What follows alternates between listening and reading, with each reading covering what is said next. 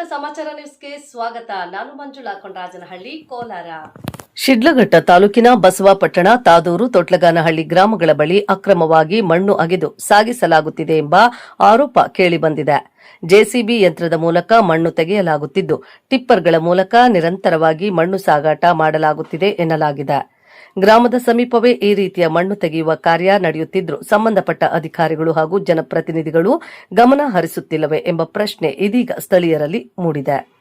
ಅನುಮತಿ ಹಾಗೂ ಅಗತ್ಯ ದಾಖಲೆಗಳಿಲ್ಲದೆ ಮಣ್ಣು ತೆಗೆಯಲಾಗುತ್ತಿದ್ದರೆ ಇದರಿಂದ ಸರ್ಕಾರದ ರಾಜಸ್ವಕ್ಕೆ ನಷ್ಟವಾಗುವುದರ ಜೊತೆಗೆ ಸ್ಥಳೀಯ ಪರಿಸರದ ಮೇಲೂ ದುಷ್ಪರಿಣಾಮ ಬೀರುವ ಸಾಧ್ಯತೆ ಇದೆ ಎಂದು ಗ್ರಾಮಸ್ಥರು ಆತಂಕ ವ್ಯಕ್ತಪಡಿಸಿದ್ದಾರೆ. ಸ್ಥಳಕ್ಕೆ ಸಂಬಂಧಪಟ್ಟ ಅಧಿಕಾರಿಗಳು ಕೂಡಲೇ ಭೇಟಿ ನೀಡಿ ಪರಿಶೀಲನೆ ನಡೆಸಬೇಕು. ಮಣ್ಣು ಸಾಗಾಟಕ್ಕೆ ಅನುಮತಿ ಇದೆಯೇ, ನಿಯಮಾನುಸಾರವೇ ಮಣ್ಣು ತೆಗೆಯಲಾಗುತ್ತಿದೆಯೇ ಎಂಬುದನ್ನು ಬಹಿರಂಗಪಡಿಸಬೇಕು ಎಂದು ಸಾರ್ವಜನಿಕರು ಒತ್ತಾಯಿಸಿದ್ದಾರೆ. ಇನ್ನು ಅಧಿಕಾರಿಗಳ ಕಣ್ಮುಂದೆಯೇ ಇಂತಹ ಚಟುವಟಿಕೆಗಳು ನಡೆಯುತ್ತಿದ್ದರೆ ಇದರ ಹಿಂದೆ ಯಾರ ಪ್ರಭಾವವಿದೆ, ಅಧಿಕಾರಿಗಳು ಏಕೆ ಕ್ರಮ ಕೈಗೊಂಡಿಲ್ಲ ಎಂಬ ಪ್ರಶ್ನೆಗಳು ಸಾರ್ವಜನಿಕ ವಲಯದಲ್ಲಿ ಚರ್ಚೆಗೆ ಗ್ರಾಸವಾಗಿವೆ. ಅಕ್ರಮ ಮಣ್ಣು ಸಾಗಾಟದ ಕುರಿತು ಸಂಬಂಧಪಟ್ಟ ಇಲಾಖೆಯ ಅಧಿಕಾರಿಗಳು ಸೂಕ್ತ ತನಿಖೆ ನಡೆಸಿ ತಪ್ಪಿತಸ್ಥರ ವಿರುದ್ಧ ಕಾನೂನು ಕ್ರಮ ಕೈಗೊಳ್ಳಬೇಕೆಂದು ಗ್ರಾಮಸ್ಥರು ಆಗ್ರಹಿಸಿದ್ದಾರೆ. ವರದಿ ಮಳಮಾಚನಹಳ್ಳಿ, ಗೋವರ್ಧನ್, ಶಿಡ್ಲಘಟ್ಟ. ನೀ ಈ ಡೈಲಾಗ್ ಹೊಡಿಬೇಡ. ಇವಾಗ ನಮ್ಮೂರ್ ಕೆರೆಯಲ್ಲೂ ಸಿಗಾಕೊಂಡಿದ್ದೀರಾ. ಎಲ್ಲಿ ಈ ಗಾಡಿಗಳದ್ದು ದಂಧೆ ಜಾಸ್ತಿ ಆಗ್ಬಿಟ್ಟಿದೆ ಶಿಡ್ಲಘಟ್ಟ ತಾಲೂಕಲ್ಲಿ.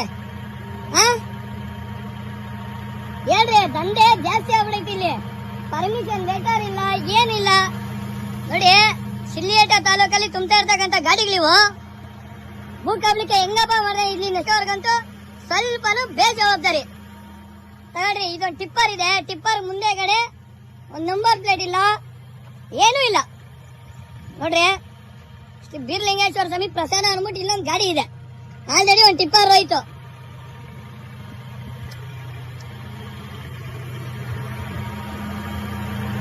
ಅತ್ತನ